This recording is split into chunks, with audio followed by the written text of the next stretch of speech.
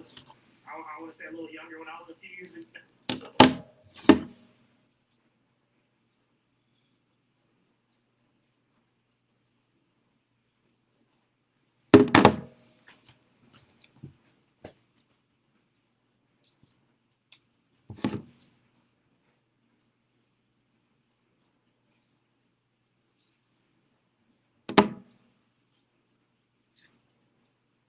Morning, everybody. Lindsay Huddleston back in the building. Another SPS Monday Motivation. 7 a.m. on Monday, the last Monday of September. We're getting into October. Wrapping this year up. I'll talk about that in a moment. A few more moments and we'll get started. Excited to share today, as always, on the Monday Motivation. We found our sweet spot, 7 a.m. time. I thank you for those who've been following me. So with that, let's get started. Today's topic for the Monday Motivation is lucky number 7. Lucky number 13. Lucky number 13. That's right. Lindsay, what do you mean lucky number 13? We all know 13 means bad luck. You ask any young person, definitely anyone who's been on this planet for a while, about the number 13, they almost will cringe when they hear it because you associate so much negativity with it. Friday the 13th, they're not even 80% of businesses in this country don't have a 13th floor. Right. That's interesting. So how do I even get to that? Some of you follow my post. You may have saw I spent the weekend hanging out with the princess, my daughter Madeline. She's fallen in love with horses, which means daddy got to step his game up. But you know how that goes. All the fathers out here, we do what we can for our babies. So we went horseback riding, and I had fun as well. But I want to talk about the guy, the wrangler who took us out. His name was Scott. And shout out to Sundance Stables. They got a really good crew out there, and every time we go out, last time we had a young man by the name of Max. And they're just good people. You enjoy the conversation. But Scott started sharing some things about his personal life. He was very candid about some of the challenges he's overcome. And even before we got connected with him, they were speaking really highly of him. But he talked about not only his love for riding horses, but also riding bulls, like a straight up cowboy, bullfighter, getting in the chute, jumping on a bull, and trying to stay on there for several seconds. And he talked about something more than a year ago where he was riding a bull, and he was kicked off of the bull and actually fell against the bars. And he said his entire, jaw was just blown out. He said all his mouth region was destroyed from the impact, and it was just terrible. And he was out for more than a year. But even when he went down, he had vowed to come back. He had not given up. He had such a love and a passion for bull riding that even when something negative or horrible happened, he still was committed. So a year later, he comes back, and he's telling me the story. And he said he drew number 13. I said, what? Because I wasn't really familiar with bull riding in that process. But you draw names, if you will. You draw numbers. And he drew the same number again for that same bull. So my question to him was like, why would you ride that bull again if all that happened? He said because he wanted to show that he was not fearful. He wanted to have the control over the fear, and he didn't want the fear to have the control over him. So I thought it was interesting that even a year later, after a horrible bull riding accident, when he wanted to get back on, that there was a possibility that he would have to ride the same bull again. How does that happen in our lives? That happens in our lives so many times where we have scenarios that come up where something negative may have happened, but there may be some type of numbers or some type of sign that say this may continue to be negative when we talk about the number 13. But it's interesting when we talk about unlucky numbers, it's really a construct based on who we are as Western civilization. Because my research has shown me that the number 4 is considered unlucky in the Asian culture. You won't find floras that have the number 4. They don't talk about the number 4. And going back to how number 13 became unlucky, some say it was actually a typo. What do you mean?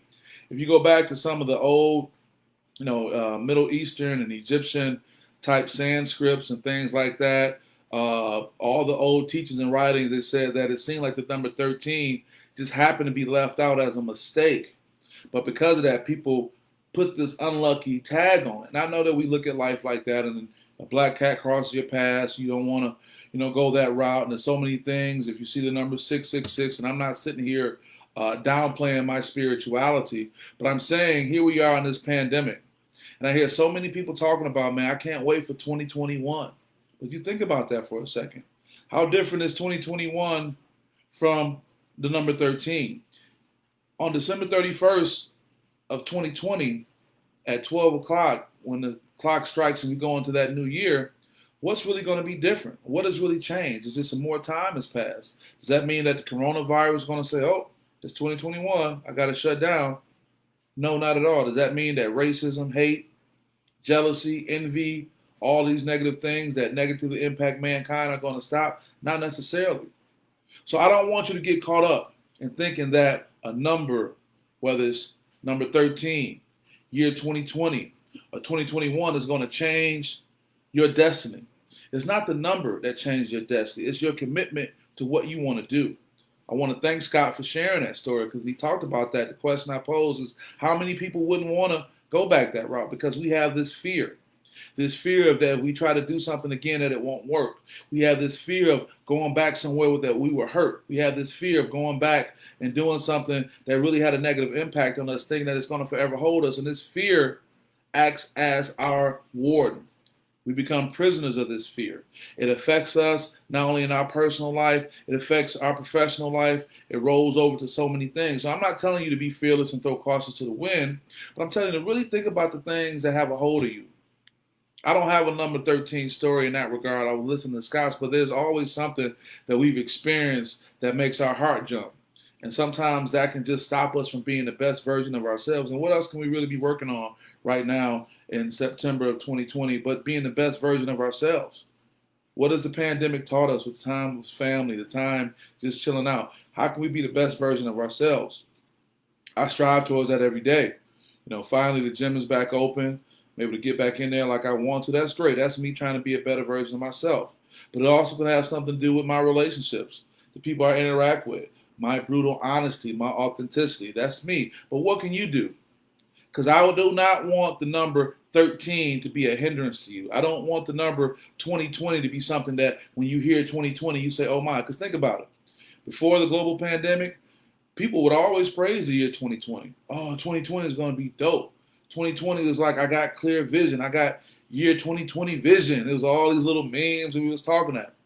Now that something horrible has happened during this time, we want to drop that and associate all this negativity with it. Oh, don't talk to me about the year 2020. What the year got to do with it? Whole 2020? 2020 been sitting around saying, hey, my time is coming. I can't wait. And then this is what happened. So what I'm saying is, let us not become prisoners of these constructs that we create. Let's not become prisoners of these things that are things that are more weighing on our mind than going out into the world and actually doing what we need to do. Getting back on that bull a year later after you had a tragic accident, but getting back on there to show that you won't be a prisoner of that fear. We're a prisoner of fear when it comes to so many things, man. We're a prisoner of fear when it comes to love. We're prisoners of fear when it comes to being honest. We're prisoners of fear when it comes to being who we are. Some of you are prisoners of fear based on the job you're at. Some of you are prisoners of fear because you don't want to explore and say more. Some of you are prisoners of fear because you've been in a bad situation for so long that you don't even believe that something positive can happen. And what do? When the opportunity presents itself, you carry that same fear. I'm not just speaking to you, I'm speaking to myself. We all have things that we can work on. We have all had experiences that have not been the best, but we can learn from it. Lucky number 13. Don't let there be something out there that's so superstitious that it stops you from functioning. It stops you from dreaming. It stops you from working to be a better version of yourself. I won't keep you guys too much. We're going on about 10 minutes today. I'm happy to share that story. Shout out to Sundance Riding Stables. My daughter loves it. She was riding on Simba. I had, who did I have? I had Samson. Samson was slow, right? And then Casino was Scott's horse. But it was a good time, a great experience. If you guys can do that, definitely take advantage of. But I just want to leave you guys with a positive note. This is Monday. Let's get out here and get it. Let's not be a prisoner of our fear. Lucky number 13. Numbers don't matter. It's all about what you do and what you believe. So with that, I want to wish you the best on this Monday motivation. Have a great week and see you guys soon. Thank you for the love. Peace.